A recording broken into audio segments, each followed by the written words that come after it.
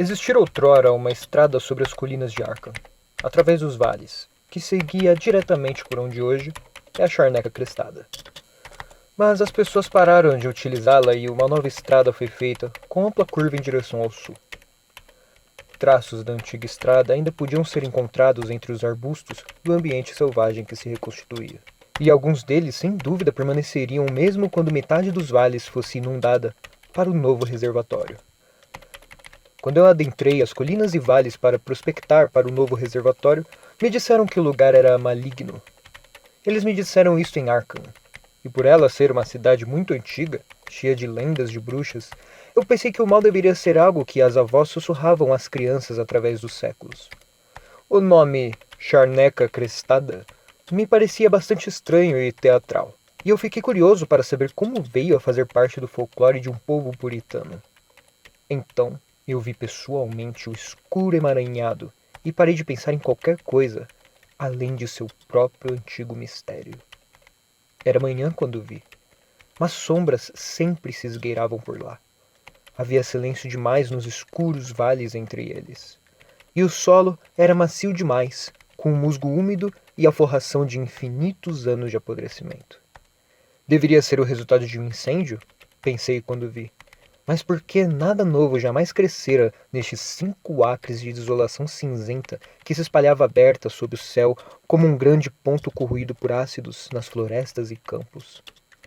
Ao anoitecer, eu perguntei ao antigo povo de Arkham sobre a Charneca Crestada, e o que se queria dizer com a frase dias estranhos, a qual tantos evasivamente resmungavam.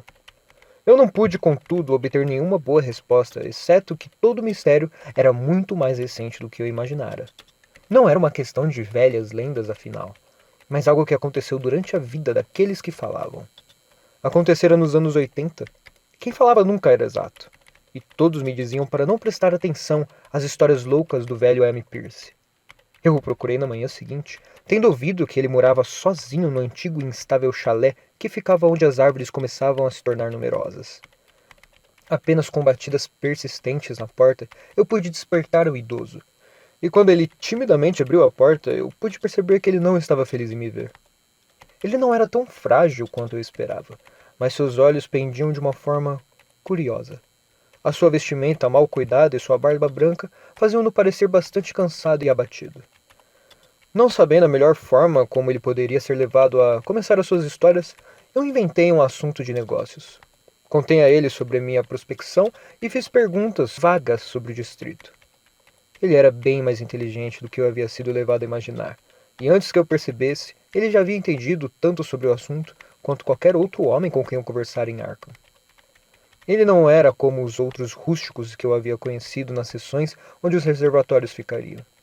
Dele não partiriam protestos com relação às milhas de antigas florestas e fazendas que seriam obliteradas.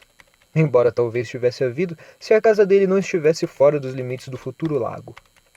Alívio era tudo o que ele mostrava. E com essa introdução a sua voz rouca ficou mais baixa e seu corpo pendeu. Seu indicador começou a apontar de forma trêmula e impressionante. Foi então que eu ouvi a história. E enquanto a voz irregular seguia arranhando e murmurando, eu estremeci vezes e vezes apesar do dia do sol. Quando ele terminou, não me admirava que sua mente tenha perdido um pouco da razão, ou que o povo de Arkham não falasse muito da Charneca Crestada. Eu me apressei a retornar ao meu hotel antes do pôr do sol, não querendo que as estrelas surgissem sobre minha cabeça em aberto. E no dia seguinte, retornei a Boston para desistir da minha posição. O reservatório seria construído logo, e nada poderia me convencer a tomar a nova água da cidade de Arkham. O velho M disse que tudo começou com um meteorito. Antes daquele tempo não havia lendas fantásticas desde o julgamento das bruxas, e mesmo então essas florestas do oeste não eram temidas. Então chegou aquela nuvem branca ao meio-dia. aquela sequência de explosões no ar e aquele pilar de fumaça do vale bem dentro da floresta. E a noite toda, Arkham ouvira sobre a grande rocha que caiu no céu e alojou-se no solo ao lado do poço da propriedade de um homem chamado Nahum Garner. Essa era a casa que existia, onde agora é a Charneca Crestada, a limpa e organizada Casa Branca de Nahum Garner, entre seus férteis jardins e pomares. Nahum fora à cidade contar às pessoas sobre a pedra e parou na casa de um homem chamado M. Pierce. M. é o senhor que me narrou essa história e tinha na época seus 40 anos. Todas as coisas inusitadas ficaram muito fortemente fixadas em sua mente. M e sua esposa acompanharam 3 professores da Universidade Miskatonic que se apressaram na manhã seguinte para ver o estranho visitante do espaço estelar. E se perguntaram por que Nahum dissera que era tão grande no dia anterior. Ele encolheu. Nahum disse enquanto apontava o grande monte acima da terra partida e grama chamuscada perto do poço que ficava em seu jardim da frente. Mas os sábios homens responderam que pedras não encolhem. Seu calor se mantinha persistentemente, e Nahum declarou que ele brilhava levemente à noite. Os professores atestaram com um martelo e descobriram que era estranhamente macio. Era na verdade tão macio que parecia quase de plástico, e eles rasparam para levar uma amostra de volta à universidade para testes. Eles o levaram em um velho balde emprestado da cozinha de Nahum, pois mesmo um pequeno pedaço se recusava a esfriar. Na viagem de volta, eles pararam na casa de M. Pierce para descansar. E pareceram pensativos, quando a senhora Pierce afirmou que o fragmento estava diminuindo e queimando o fundo do balde. De fato não era grande, mas talvez tenham pegado menos do que imaginavam. Só isso. No dia seguinte, os professores bandearam novamente em grande excitação. Quando passaram pela casa de M, contaram as coisas inusitadas que a amostra havia feito e como ela sumiu completamente quando a colocaram em um recipiente de vidro. O recipiente se fora também. E os sábios comentavam sobre a estranha afinidade da rocha por silício. Ela havia agido de forma bastante inacreditável naquele laboratório bem ordenado, sendo completamente negativo na pérola de bórax e logo se provando ser absolutamente não volátil em qualquer temperatura produzível, incluindo aquela no maçarico de óxido de hidrogênio. E quando sob aquecimento à frente do espectroscópio, mostrou faixas coloridas como nenhuma das cores conhecidas do espectro normal. Houve muito falatório sobre novos elementos, propriedades ópticas bizarras e outras coisas que homens da ciência perplexos costumam dizer quando confrontados pelo desconhecido. Tudo isso os professores contaram a M. Pierce quando pararam à sua porta. E mais uma vez, ele os acompanhou para ver o mensageiro das estrelas, embora desta vez a sua esposa não o tenha acompanhado. Ela tinha agora certamente diminuído, e mesmo sóbrios os professores não podiam duvidar da verdade do que haviam visto. E embora tenha tido uns bons 7 pés de diâmetro no dia anterior, tinha agora menos de 5. Mas continuava quente, e os sábios estudaram a sua superfície curiosamente enquanto retiraram outro pedaço maior com um martelo. Eles cortaram profundamente dessa vez. E enquanto eles separavam a massa menor, eles viram que o núcleo da coisa não era totalmente homogêneo. Eles haviam descoberto que parecia ser o lado de um grande glóbulo colorido incrustado na substância. A cor, que lembrava alguma das faixas no estranho espectro do meteoro, era quase impossível de descrever, e foi apenas por analogia que eles chamaram aquilo de cor. A sua textura era lisa e brilhante, e ao ser cutucada ela pareceu ser tanto frágil quanto oca. Um dos professores deu-lhe um vigoroso golpe com o martelo, e ela se partiu com um nervoso pequeno estalo. Ela deixou para trás um espaço esférico vazio com cerca de 3 polegadas de diâmetro, e todos pensaram ser provável que outras seriam descobertas enquanto a substância que as encerrava se esvaía. A conjectura era vã. Assim, depois de uma tentativa inútil de encontrar glóbulos adicionais através das perfurações, os exploradores partiram novamente com a sua nova amostra, a qual se provou, contudo, tão desconcertante no laboratório quanto a sua predecessora, e ao fim dos testes, os cientistas da universidade foram forçados a admitir que eles não podiam classificá-la.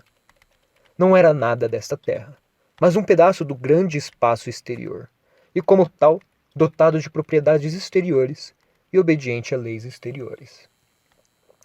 Naquela noite, houve uma tempestade de raios e quando os professores voltaram à casa de Nahum no dia seguinte, eles se depararam com um amargo desapontamento. A rocha devia ter alguma propriedade elétrica peculiar. Ela puxou os raios. Como Nahum disse com persistência singular. 6 vezes em 1 hora o fazendeiro viu raios atingirem o jardim da frente. E quando a tempestade acabou, nada exceto um buraco irregular sobrara perto do antigo poço. Cavar não deu frutos e os cientistas confirmaram o fato do completo desaparecimento. A falha era total. Então não havia nada mais a fazer além de retornar ao laboratório e testar novamente o esvanecente fragmento deixado cuidadosamente encerrado em chumbo. Aquele fragmento durou 1 semana, ao final da qual nada de valor havia sido aprendido a partir dele. Quando se foi, nenhum resíduo ficou para trás. E com o passar do tempo, os professores se sentiram não muito certos de que haviam de fato visto com olhos acordados vestígio críptico dos imensuráveis abismos exteriores. Aquela mensagem solitária e estranha de outros universos e outros reinos da matéria, força e existência. Como era natural, os jornais de Arkham deram grande importância ao incidente devido ao seu patrocínio universitário, e enviaram repórteres para falar com Nahum Garner e sua família. Pelo menos um jornal diário de Boston enviou um apurador e Nahum rapidamente se tornou um tipo de celebridade local. Ele e Amy Pierce trocavam visitas frequentemente, assim como suas esposas. E Amy não tinha nada a não ser elogios a ele após esses anos. Ele parecia levemente orgulhoso da atenção que seu lugar havia atraído, e falava frequentemente sobre o meteorito nas semanas seguintes. Então, veio o tempo da frutificação e colheita.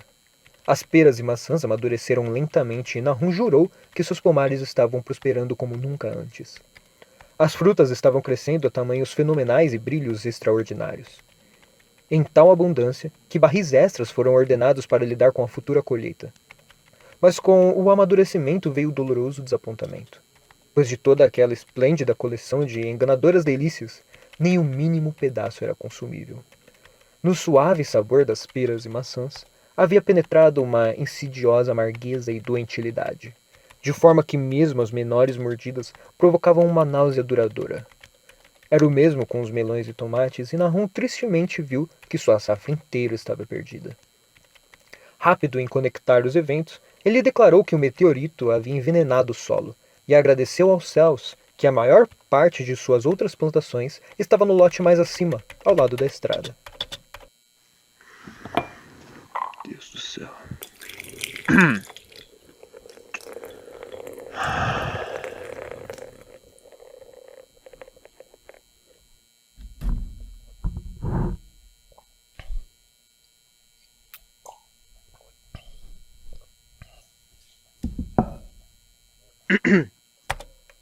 O inverno chegou cedo e foi muito frio. Amy via Nahum menos do que o normal e reparou que ele começou a parecer preocupado. Para esta reserva e melancolia, nenhuma causa pôde ser encontrada, embora todos os moradores da casa admitissem de quando em quando uma saúde piorada e uma sensação de vaga inquietação. O próprio Nahum fez a afirmação mais precisa dentre todos quando ele disse que estava perturbado com relação a certas pegadas na neve. Elas eram as usuais pegadas de inverno de esquilos vermelhos, coelhos brancos e raposas. Mas o pensativo fazendeiro afirmava ver alguma coisa não muito certa sobre sua natureza e disposição. Ele nunca era específico, mas parecia pensar que elas não eram mais tão características da anatomia e hábitos de esquilos, coelhos e raposas como costumavam ser. Em fevereiro, os rapazes McGregor foram caçar marmotas. Perto da casa dos Garner, abateram um espécime peculiar. As proporções de seu corpo pareciam levemente alteradas, de um modo esquisito, impossível de descrever, ao passo que sua cara assumira uma expressão que ninguém jamais vira numa marmota. Os meninos ficaram verdadeiramente assustados e sem delongas jogaram fora o animal, de modo que apenas os seus relatos grotescos chegaram aos ouvidos da gente da região. E toda a base para um ciclo de lendas sussurradas estava rapidamente tomando forma. Pessoas juravam que a neve tinha derretido mais rápido ao redor da casa de Nahum do que em qualquer outro lugar. E logo no começo de março ocorreu uma estupefata discussão no armazém em Clark Corners. Stephen Rice havia cavalgado passando pela casa de Garner na manhã e notado os repolhos surgindo da lama na floresta cruzando a estrada. Nunca coisas desse tamanho haviam sido vistas e elas tinham cores estranhas que não poderiam ser descritas em palavras. Naquela tarde, várias pessoas passaram por lá para ver o crescimento anormal e todos concordaram que plantas daquele tipo nunca deveriam ter brotado em um mundo saudável. As plantas eram certamente estranhas, mas com relação às pegadas e os cavalos assustados, certamente eram apenas falatórios do interior que um fenômeno tal como o aerolito certamente iniciara. Não havia realmente nada para homens sérios fazer em casos de boatos desenfreados, pois rústicos supersticiosos irão dizer e acreditar em qualquer coisa. Desta forma, durante todos os dias estranhos, os professores ficaram de fora desdenhosamente.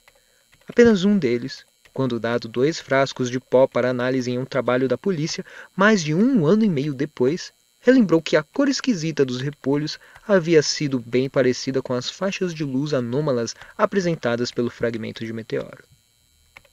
As árvores floresceram prematuramente ao redor da propriedade de Nahum, e à noite elas balançavam de forma esquisita. O segundo filho de Nahum, Tadeus, um rapaz de 15 anos, jurou que elas balançavam também quando não havia vento. Mas mesmo os rumores não levaram isso em conta. Contudo, era certo que havia intranquilidade no ar.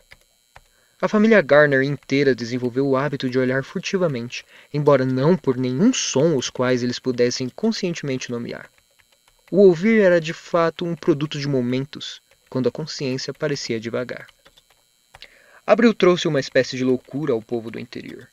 Iniciou o desuso da estrada que passava pela casa de Nahum, que culminou com seu total abandono. Todas as árvores do pomar floresceram em estranhas cores, e por todo o solo pedregoso do jardim e pasto adjacente cresceram coisas as quais apenas um botânico poderia conectar com a flora própria da região. O fato dos vizinhos estarem evitando sua casa afetou-o, é claro, mas teve efeito ainda pior em sua esposa. Os meninos estavam em melhor condição, mas eles não podiam evitar ficarem assustados com todos os rumores. Tadeus, um rapaz especialmente sensível, foi o que mais sofreu. Em maio, vieram os insetos, e a propriedade de Nahum tornou-se um pesadelo de zumbidos e rastejares. A maioria das criaturas não parecia muito comum em seus aspectos e movimentos. Os Garner desenvolveram o hábito de observar à noite, olhar em todas as direções aleatoriamente por alguma coisa. Eles não conseguiam dizer o que. Foi então que reconheceram que Tadeus tivera razão a respeito das árvores. A senhora Garner foi a segunda pessoa a notá-lo através da janela. Ao observar os galhos entumecidos contra o céu iluminado pelo luar, não havia dúvida de que os ramos se moviam. O gramado parecia até então intocado, mas para o fim de maio, o leite das vacas que ali pastavam começou a ficar ruim. Nahum conduziu as vacas para terrenos afastados e o problema cessou. Não muito depois disso, a mudança na grama e na folhagem se tornou aparente aos olhos. Toda a verdura estava ficando cinza e estava desenvolvendo uma qualidade altamente singular de fragilidade. Amy era agora a única pessoa que ainda visitava o lugar, e suas visitas estavam se tornando mais e mais raras. Quando a escola fechou, os Garners foram isolados do mundo e algumas vezes deixavam Amy fazer suas compras na cidade. Eles estavam fraquejando tanto física quanto mentalmente. E ninguém se surpreendeu quando as notícias sobre a loucura da Sra. Garner começaram a surgir. Aconteceu em junho, aproximadamente 1 ano após a queda do meteoro. E a pobre mulher gritava sobre coisas no ar que ela não conseguia descrever. Em seus delírios não havia um único nome específico, mas apenas verbos e pronomes. Ela dizia que coisas se moviam e mudavam e esvoaçavam, e os ouvidos vibravam com impulsos que não eram exatamente sons. Alguma coisa fora tirada dela. Ela estava sendo drenada de algo. Alguma coisa que não deveria existir estava se alimentando dela. Alguém precisava mantê-lo longe, e nada jamais ficava parado à noite. As paredes e janelas mudavam de lugar. Nahum não a enviou ao asilo do distrito, mas a deixou perambular pela casa enquanto fosse inofensiva para si mesma e para os outros. Mesmo quando a expressão dela mudou, ele não fez nada. Mas quando os garotos ficaram com medo dela e Tadeus quase desmaiou por conta das caretas que ela passou a fazer, Nahum decidiu mantê-la trancada no porão. Em julho, ela havia parado de falar e rastejava de 4. E antes do fim do mês, Nahum teve a impressão de que ela era levemente luminosa no escuro, assim como ele claramente via agora que era o caso com a vegetação. Foi um pouco antes disso que os cavalos fugiram em pânico. Alguma coisa os agitara durante a noite, e seus relinchos e chutes em suas baias haviam sido terríveis. Não parecia haver, virtualmente, nada a fazer para acalmá-los, e quando Nahum abriu a porta do estábulo, eles todos dispararam para fora como cervos assustados. Levou uma semana para rastrear todos os 4 e quando encontrados, se mostraram completamente inúteis e incontroláveis. Algo havia se rompido em seus cérebros e cada um teve de ser sacrificado para seu próprio bem. Nahum pegou emprestado um cavalo de Emi, mas descobriu que ele não se aproximaria do estábulo. Os insetos estranhamente inchados morreram por volta desta época. Em setembro, toda a vegetação estava se desfazendo rapidamente em um pó acinzentado, e Nahum temia que as árvores morressem antes que o veneno estivesse fora do solo. Sua esposa agora tinha surtos de gritos terríveis, e ele e os meninos estavam em um constante estado de tensão nervosa. Eles agora evitavam as pessoas, e quando a escola reabriu, os meninos não foram. Foi Amy, em uma de suas raras visitas, quem primeiro se deu conta de que a água do poço não estava mais boa. Ela tinha um gosto maligno, que não era exatamente fétido, nem exatamente salgado. Amy aconselhou o amigo a escavar outro poço em terreno mais alto, até que o solo estivesse bom novamente. Nahum, contudo, ignorou o alerta, pois nessa época ele se tornou acostumado às coisas estranhas e desagradáveis. Ele e os meninos continuaram a usar o suprimento contaminado, tomando dele tão apática e mecanicamente quanto comiam suas refeições magras e mal cozidas, e realizavam suas tarefas diárias ingratas e monótonas através dos dias sem sentido. Tadeus enlouqueceu em setembro, após uma visita ao poço. Ele fora com um balde e voltara de mãos vazias, gritando e sacudindo os braços, algumas vezes caindo em um estado de risadas vazias ou sussurros sobre as cores movediças lá de baixo. 2 loucos em uma família era bastante ruim, mas Nahum foi valente com relação a isso. Ele deixou o garoto vagar livremente por uma semana até ele começar a tropeçar e se machucar. E então, ele o prendeu em um quarto, em frente ao quarto de sua mãe no porão. A maneira que gritavam um com o outro por detrás de suas portas trancadas era bastante terrível, especialmente para o outro filho, o pequeno Mervyn, que imaginou que eles conversavam em uma língua terrível que não era da terra. Mervyn estava ficando aterrorizadamente imaginativo, e sua inquietude ficou pior após o isolamento de seu irmão, o qual havia sido seu melhor amigo. Quase ao mesmo tempo começou a mortandade entre os animais. As aves se tornaram acinzentadas e morreram rapidamente. A carne se mostrou seca e repugnante quando cortada. Os porcos cresceram excessivamente gordos. Então, repentinamente, começaram a passar por mudanças revoltantes que ninguém poderia explicar. A carne era obviamente inútil, e Nahum não sabia o que fazer. Nenhum veterinário rural se aproximaria de sua propriedade e o veterinário da cidade vindo de Arkham estava francamente perplexo. Os suínos começaram a ficar cinzentos e frágeis e partir em pedaços antes de morrerem. Seus olhos e focinhos desenvolveram alterações singulares. Era bastante inexplicável, pois eles nunca haviam sido alimentados com a vegetação contaminada. Então alguma coisa atingiu as vacas. Certas áreas ou algumas vezes o corpo todo ficava estranhamente ressecado. Nos últimos estágios, e morte era sempre o resultado final, ocorria um acinzentamento e uma fragilidade como a que atingira os porcos. Não era possível que se tratasse de veneno, pois todos os casos ocorreram no celeiro fechado do qual ninguém se aproximava. Mordida nenhuma poderia ter trazido um vírus, pois qual criatura viva na Terra poderia atravessar obstáculos sólidos ou transmitir algo assim? Devia tratar-se apenas de doença natural, mas ninguém podia sequer adivinhar a natureza da doença que pudesse causar tais estragos. Quando chegou a época da colheita, não havia um só animal vivo no local. No dia 19 de outubro, Nahum entrou cambaleante na casa de Amy, com notícias terríveis. A morte veio ao pobre Tadeus, em seu quarto de porão, e viera de uma forma a qual não poderia ser descrita. Nahum abrira uma cova no pequeno cemitério cercado atrás da fazenda, e lá pusera tudo o que havia achado. Nada poderia ter entrado de fora, pois a pequena janela gradeada e a porta trancada estavam intactas. Mas tudo era semelhante ao ocorrido no celeiro.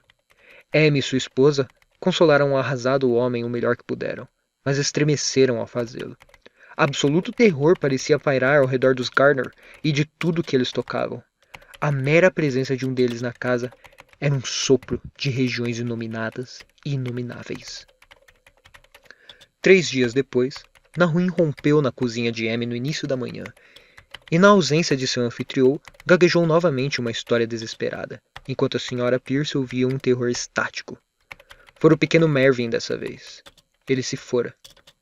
Ele saíra à tarde da noite com uma lanterna e balde para pegar água, e nunca retornou.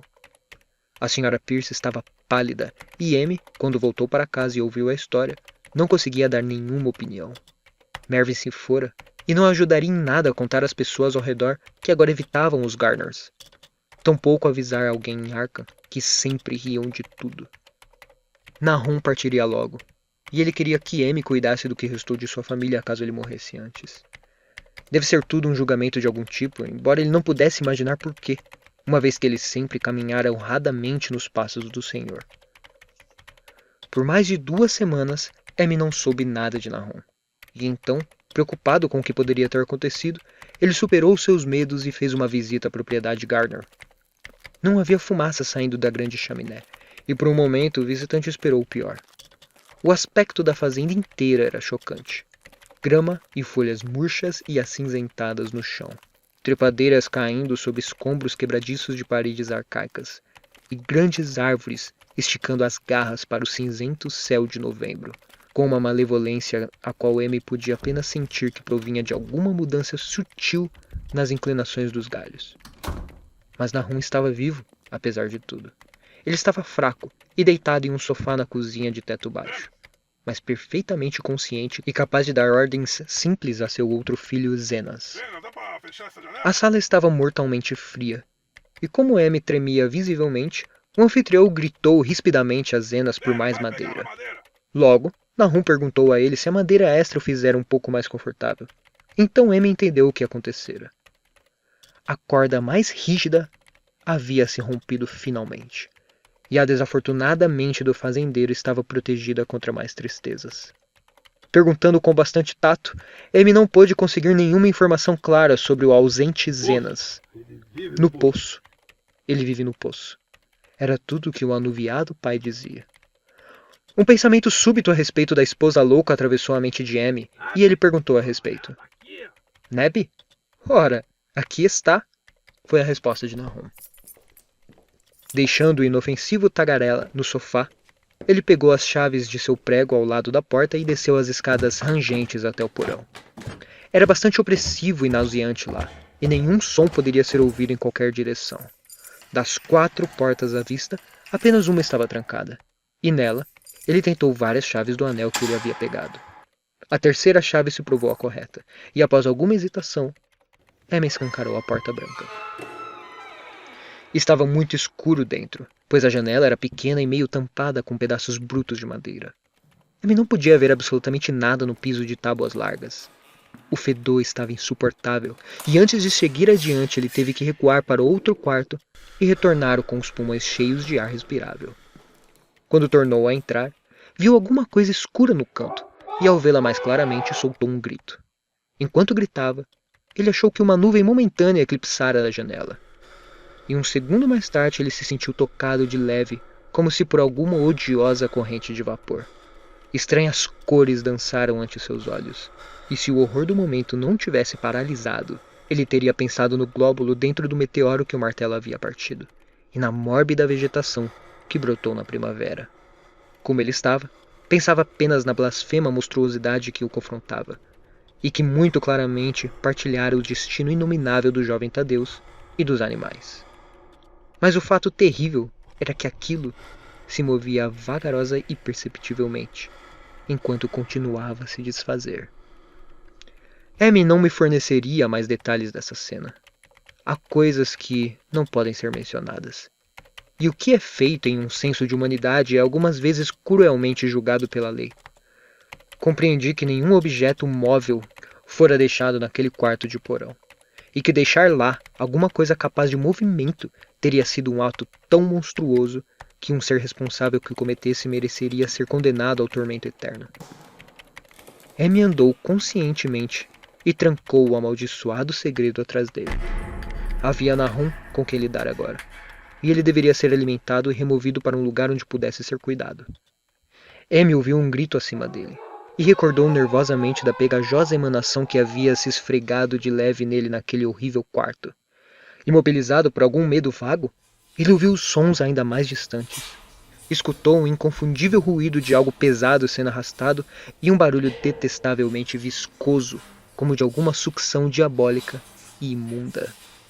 Com um sentido associativo impelido a alturas febris, ele inexplicavelmente pensava no que havia visto. Bom Deus, que sobrenatural mundo onírico era este no qual ele havia sido atirado. Ele não ousava mover-se, nem para frente, nem para trás, mas permaneceu lá, na curva negra da escadaria fechada. Cada detalhe ínfimo da cena queimava-se em seu cérebro. Os sons, a sensação de aterrorizante antecipação, a escuridão, a inclinação do degrau estreito e, piedoso céu, a leve, mas inconfundível luminosidade de todo o madeiramento à vista, tanto em degraus quanto nas vigas. Então, irrompeu um frenético relincho do cavalo de Amy lá fora, seguido imediatamente por uma algazarra que indicava uma fuga frenética.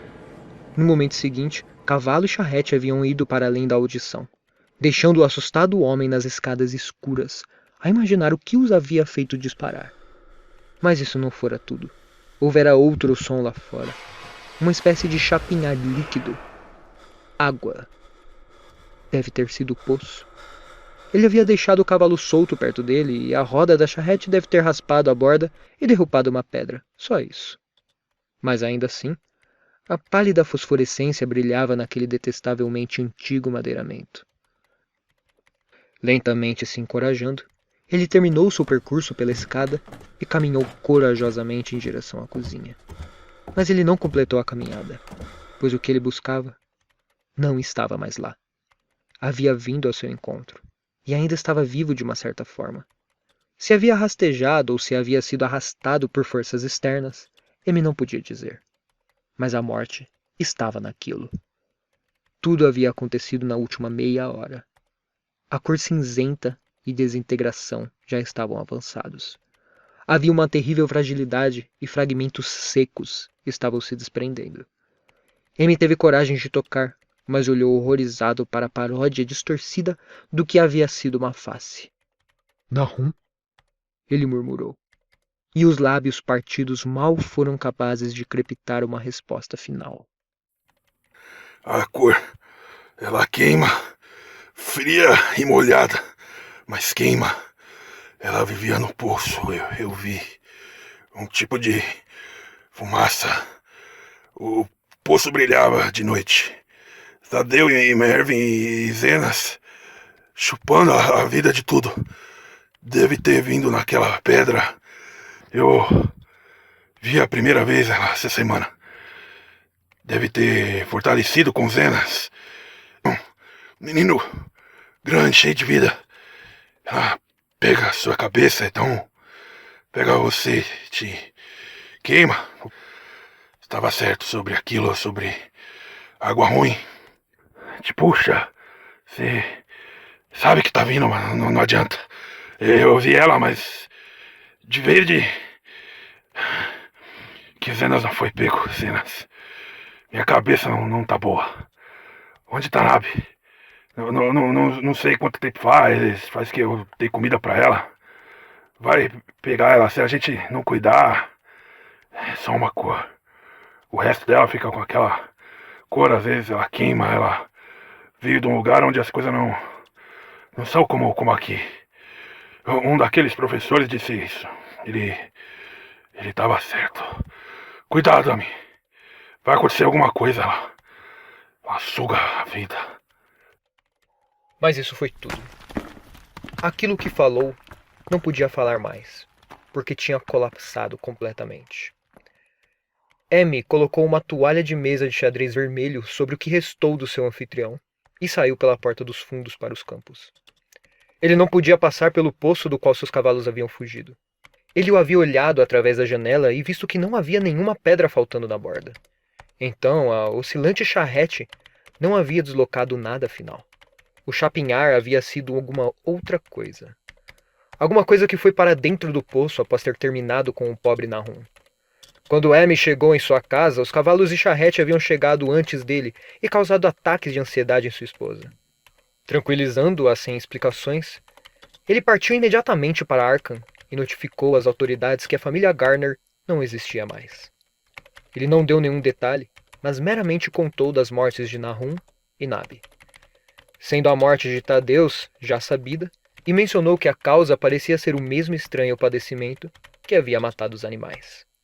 Ele também afirmou que Mervyn e Zenas haviam desaparecido. O interrogatório no posto policial foi cerrado, e por fim, Amy foi obrigado a acompanhar 3 guardas até a casa dos Gardner, juntamente com o magistrado especial, o médico legista e o veterinário, que trataram dos animais doentes. Seguiu muito contra a vontade, pois a tarde estava adiantada e ele temia o cair da noite naquela casa maldita. Mas sentiu-se até certo ponto confortado por estar em companhia de tanta gente. Os 6 homens seguiram em uma carroça, seguindo a charrete de Amy, e chegaram na casa da fazenda por volta das 4 horas. Mesmo acostumado a experiências macabras como eram os policiais, nenhum deles permaneceu indiferente pelo que foi encontrado no porão e embaixo da toalha de mesa xadrez vermelho próximo à cozinha. O aspecto geral da fazenda, com sua desolação cinza, era terrível o suficiente, mas aqueles 2 objetos se desfazendo estavam além de quaisquer limites. Ninguém podia olhar para eles e mesmo o examinador médico admitiu que havia muito pouco a examinar. Amy não teria contado aos homens sobre o poço se tivesse imaginado que eles teriam a intenção de fazer algo naquela hora e naquele momento. Estava se aproximando do pôr do sol e ele estava ansioso para estar longe. Mas ele não pôde evitar olhar nervosamente de relance para a murada de pedras do grande poço. E quando o policial questionou-o, ele admitiu que Nahum temia tanto alguma coisa lá embaixo que sequer cogitara procurar nele por Mervyn e Zenas. Após isso, não queriam saber de nada além de esvaziar e explorar o poço imediatamente. Assim, Amy teve que aguardar tremendo enquanto balde após balde de água fétida era erguido e esvaziado no solo que estava ficando encharcado. Os homens fungaram em desgosto ao fluido e para o final do trabalho taparam os narizes devido à fetidez que estava se revelando. Não foi um trabalho tão longo quanto temiam que seria, uma vez que a água estava fenomenalmente baixa. Não há muito o que falar sobre o que eles encontraram. Mervyn e Zenas estavam ambos lá, em partes, embora os vestígios fossem principalmente esqueléticos. Lá também estava um pequeno veado e um cachorro mais ou menos no mesmo estado, e grande quantidade de ossos de pequenos animais. O lodo e a gosma no fundo pareciam inexplicavelmente porosos e efervescentes. E um homem que desceu utilizando os apoios de mão com uma longa vara descobriu que ele podia enfiar o pedaço de madeira a qualquer profundidade no barro do fundo sem encontrar qualquer obstrução sólida. O crepúsculo havia então caído, e lampiões foram trazidos da casa. Então, quando se verificou que nada mais seria obtido do poço, todos entraram e conferenciaram na antiga sala de estar, enquanto que a luz intermitente de uma meia-lua espectral brincava languidamente na desolação cinza do lado de fora. É verdade que ouviram o que dizia o pessoal da região, mas não podiam acreditar que houvesse ocorrido algo contrário às leis da natureza. Sem dúvida, um meteoro havia envenenado o solo, mas a doença das pessoas e animais que não haviam comido nada crescido naquele solo era outro assunto. Seria a água do poço? Muito possivelmente. Pode ser uma boa ideia analisá-la, mas que loucura peculiar havia feito ambos os meninos pularem no poço. Seus feitos eram tão similares e os fragmentos mostraram que ambos sofreram na morte cinza quebradiça. Por que tudo estava tão cinza e quebradiço? Foi o legista, sentado perto de uma janela que dava para o jardim, quem primeiro notou o brilho ao redor do poço. A noite havia chegado completamente. Todos os repulsivos terrenos pareciam levemente luminosos com mais do que os intermitentes raios do luar. Mas este novo brilho era algo definido e distinto, e parecia disparar para cima a partir do buraco negro como um raio amainado de um holofote, criando reflexos embotados nas pequenas poças do chão onde a água do poço havia sido esvaziada. Tinha uma cor esquisita. Enquanto todos os homens se aglomeravam ao redor da janela, Amy teve um violento espasmo, pois este estranho raio de aterrorizante miasma não tinha para ele um tom desconhecido. Ele havia visto aquela cor antes, e tinha medo de pensar o que isso significava. Amy pensou naquelas terríveis últimas palavras de seu amigo. Ela veio de um lugar onde as coisas não são como aqui. Todos os 3 cavalos no lado de fora, amarrados a um par de jovens árvores do lado da estrada, estavam agora relinchando agudamente e batendo os cascos no chão freneticamente. O condutor da carroça começou a se dirigir para a porta para fazer alguma coisa, mas Amy colocou uma mão trêmula em seu ombro. Não vá lá fora, Ele murmurou. tem mais coisa aqui do que sabemos. Nahum disse que alguma coisa vivia no poço e sugava sua vida. Ele disse que devia ser alguma coisa que cresceu de uma bola redonda, como a que todos vimos no meteoro que caiu há um ano atrás. Suga e queima, foi o que ele disse. E é só uma nuvem de cor como aquela luz lá fora agora, que quase não se vê e não pode se dizer o que é. Nahum achava que se alimentava de tudo que tem vida e fica cada vez mais forte com isso. A maneira como é feita e a maneira como funciona não é nada desse mundo de Deus. É alguma coisa vinda de outro mundo. Então, os homens pararam indecisos enquanto a luz do poço ficava mais forte e os cavalos presos batiam com os cascos e relinchavam agudamente em um crescente frenesi. Foi um momento verdadeiramente horrível, com o terror reinando dentro daquela casa velha e amaldiçoada. Ninguém jamais saberá o que estava vagando naquela noite. Embora a blasfêmia do outro mundo não tivesse até então machucado nenhum humano cuja mente não estivesse enfraquecida, não havia como dizer o que poderia ter feito naquele último momento. Com sua força aparentemente aumentada e com sinais de sua intenção que brevemente veríamos sob o céu meio nublado e enluarado. Imediatamente, um dos detetives à janela soltou um arquejo curto e agudo. Não havia necessidade de palavras. O que havia sido contestado nos boatos do interior não era mais contestável. E é por causa daquilo que cada homem naquele grupo concordou aos sussurros mais tarde, que os dias estranhos nunca seriam comentados em Arkham. É importante ressaltar que não havia vento naquela hora da noite. Ventou não muito mais tarde, mas naquele momento não havia vento algum. Mesmo as pontas secas das plantas cinzas e doentias e a franja da coberta da carroça estavam imóveis. E mesmo assim, em meio àquela tensa calmaria ímpia, os altos ramos de todas as árvores no jardim estavam se movendo. Eles estavam se contorcendo mórbida e espasmodicamente, estendendo suas garras em convulsivas e epiléticas loucuras às nuvens, arranhando impotentemente o ar nocivo como se puxadas por alguma conexão incorpórea com horrores subterrâneos, se contorcendo de suas raízes negras. Durante vários segundos ninguém sequer respirou. Depois, uma nuvem de tom mais escuro cobriu a lua e a silhueta de galhos desapareceu momentaneamente. O fato provocou uma exclamação geral, abafada pelo terror, mas rouco e quase idêntico em cada garganta, pois o terror não havia desaparecido com a silhueta. E em um terrível instante de trevas, os observadores viram-se movendo sinuosamente do topo das árvores 1000 pequenos pontos de débil e profana radiação, tocando cada ramo como fogo. Era uma monstruosa constelação de luz não natural, como um superabundante enxame de vagalumes necrófagos dançando sobre um pântano amaldiçoado.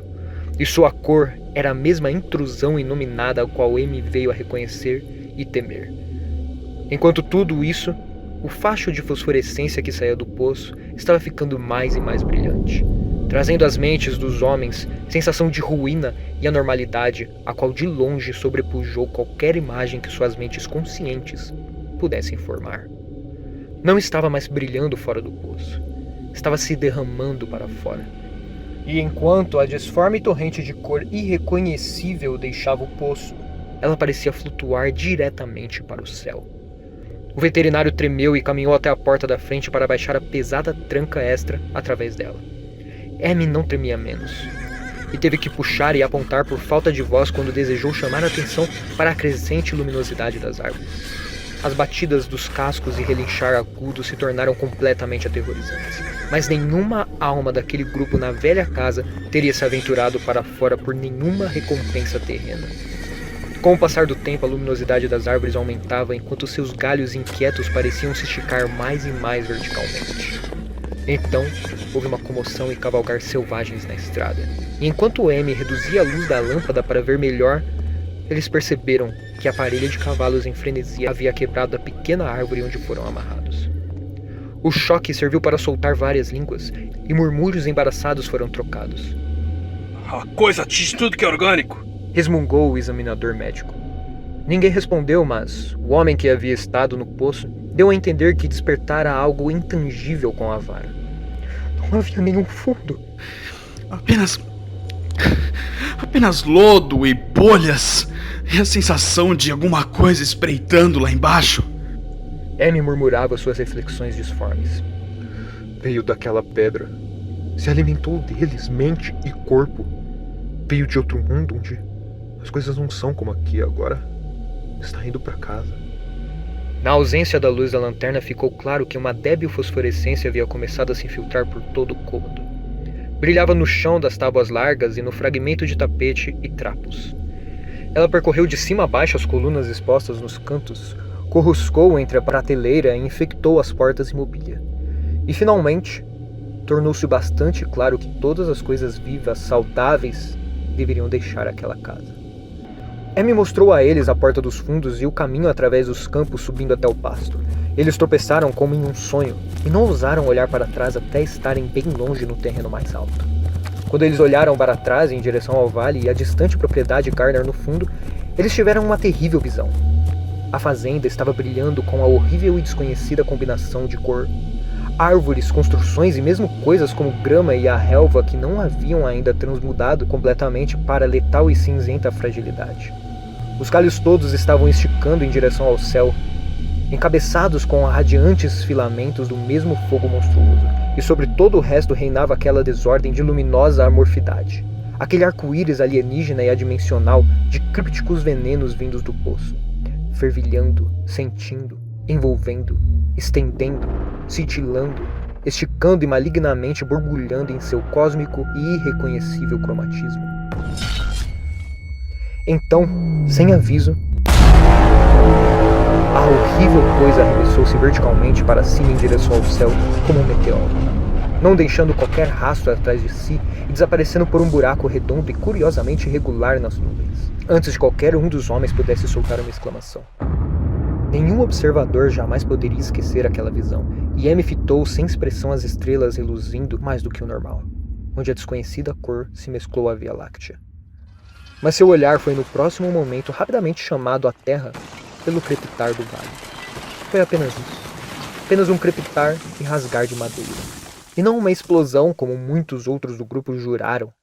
Mas o resultado foi o mesmo, pois no instante febril e caleidoscópico, jorrou daquela fazenda condenada e maldita um cataclismo brilhante e eruptivo de fagulhas e substâncias que não eram deste mundo, borrando a visão dos poucos que o viram e enviando acima para o zênite um bombardeante aguaceiro de tais coloridos e fantásticos fragmentos que nosso universo teve necessidade de renegar. Atrás e abaixo existia apenas uma escuridão para a qual os homens não ousaram retornar.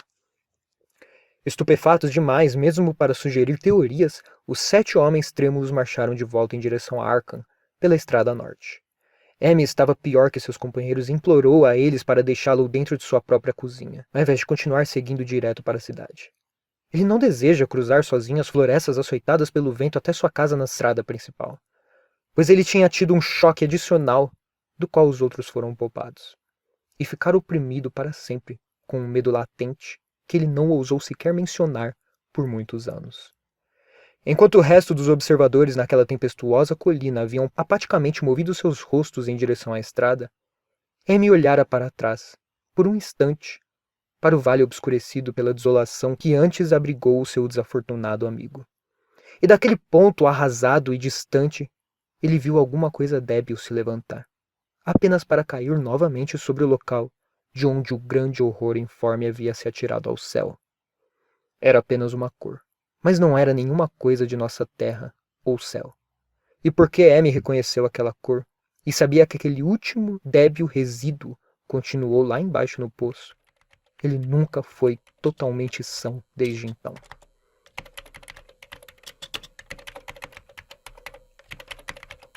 Faz 44 anos desde que o horror aconteceu, mas ele nunca mais esteve lá. E ficará satisfeito quando o novo reservatório obliterar o lugar. Eu ficarei satisfeito também, pois não me agradou a maneira como a luz do sol mudou de cor ao redor da boca daquele poço abandonado pelo qual passei. Espero que a água seja sempre bem profunda, mas mesmo assim, eu nunca tomarei dela. 5 acres sobrenaturais de deserto de poeira cinza restaram, e nada jamais cresceu lá desde então. Até este dia ele se espalha aberto sobre o céu como um grande ponto corroído por ácido, nas florestas e campos. E os poucos que jamais ousaram vislumbrá-lo, apesar das lendas rurais, o nomearam de a Charneca Crestada. As lendas rurais são esquisitas. Elas poderiam ser ainda mais esquisitas se os homens da cidade e químicos da universidade estivessem interessados o suficiente a ponto de analisar a água daquele poço abandonado, ou a poeira cinza que nenhum vento parece dispersar. As pessoas dizem que a cor da relva não é totalmente correta na primavera, e que as coisas selvagens deixam marcas esquisitas na neve leve de inverno. Não peçam minha opinião. Eu não sei, e isso é tudo. Não há ninguém além de Amy para questionar, pois as pessoas de Arkham não falarão sobre os dias estranhos, e todos os 3 professores que viram o meteoro e o glóbulo colorido estão mortos. Eu duvido muito que Amy tenha conscientemente mentido para mim, e eu não acho que sua história fosse de toda uma excentricidade da loucura, como o povo da cidade havia me alertado. Alguma coisa terrível veio às colinas e vales naquele meteoro, e alguma coisa terrível, embora eu não saiba em que proporção, ainda permanece lá. Enquanto isso, eu espero que nada aconteça com Amy. Ele viu tanto da coisa e a sua influência era tão insidiosa. Por que ele nunca foi capaz de se mudar para longe? Quão claramente ele lembrava aquelas palavras moribundas de Nahum. Não pode se afastar. Te puxa. Você sabe o que está vindo, mas não adianta. Amy é um bom homem. Quando a turma do reservatório começar a trabalhar, escreverei ao engenheiro-chefe para manter uma vigilância atenta nele. Eu não gostaria de pensar em Amy como uma monstruosidade cinzenta, deteriorada e deformada, que cada vez mais perturba o meu sono.